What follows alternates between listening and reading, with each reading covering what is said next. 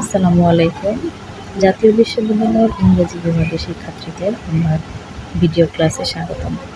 আজকে আমরা ২০১৯ সালে আসা একটি শর্ট কোয়েশ্চেন নিয়ে আলোচনা করব। ২০১৯ সালের বোর্ড পরীক্ষায় এই শর্ট প্রশ্নটি এসেছিল। প্রশ্নটি হচ্ছে, how did Darcy declare his love for Elizabeth? Bangla অর্থ, ডার্সি কিভাবে এলিজাবেথের প্রতি তার ভালোবাসা প্রকাশ করেছিলেন? অ্যান্সারগুলো আমি লাইন বাই লাইন বাংলা এবং ইংরেজি দুইভাবে পড়ে শোনাব।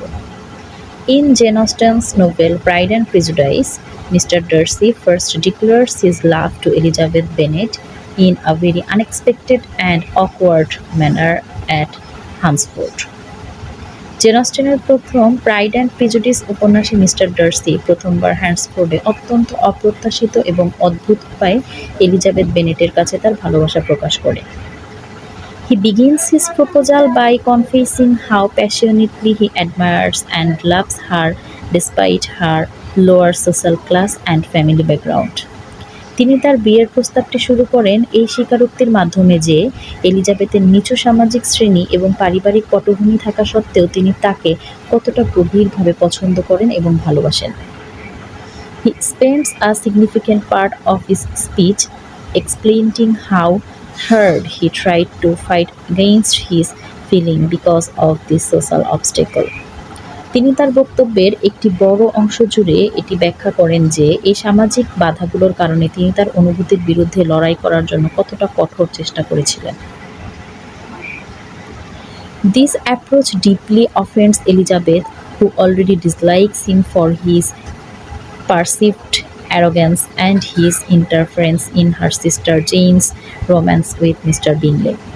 এই মনোভাবটি এলিজাবেথকে গভীরভাবে আঘাত করে, যে কিনা ডার্সির অহংকার এবং তার বোন জেনের সাথে মিস্টার বিংলির প্রথম সম্পর্কে হস্তক্ষেপ করার কারণে তাকে আগে থেকে অপছন্দ করত।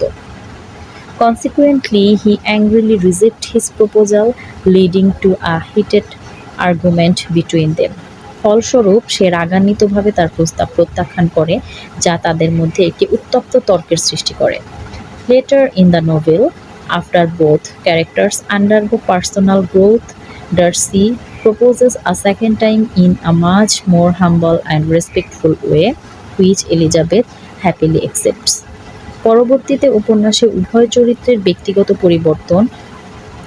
পরিবর্তনের পর ডার্সি দ্বিতীয়বার অনেক বেশি নম্র ও সম্মানজনক উপায়ে প্রস্তাব দেন, যা এলিজাবেথ আনন্দের সাথে গ্রহণ করেন। চতুর্থ বর্ষের সকল প্রশ্নগুলো আমি চেষ্টা করব লাইন বাই লাইন পড়ে শোনাতে এবং এর বাংলা অর্থগুলো সহজভাবে লিখে দেওয়ার জন্য।